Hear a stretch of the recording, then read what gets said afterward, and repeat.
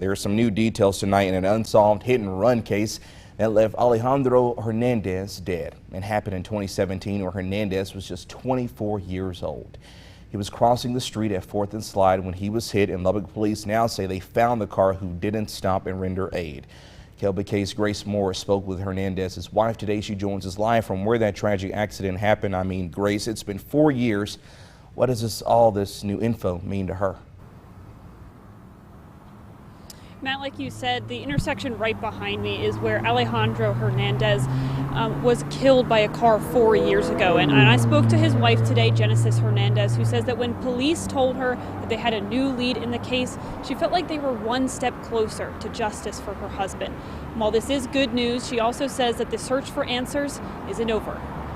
I hate that it took so long, but I'm glad that we're now finding answers. It's been 4 years. There's no words that could describe that amount of pain. But for Genesis Hernandez, she can't believe it's been that long. And it still feels like yesterday. But after all this time, this is another step forward to getting that closure and justice for my husband. Finally, Lubbock police are one step closer to solving this case. Through the last several years on this investigation, what we've been able to determine is that a 2011 red Dodge Durango was the vehicle that hit Mr. Hernandez. Police say the car that looks similar to this was located in Dallas but has now been brought to Lubbock. LPD saying that due to the few initial leads they had on this case, it's taken them longer to find new details. Well, this case has had a long investigation.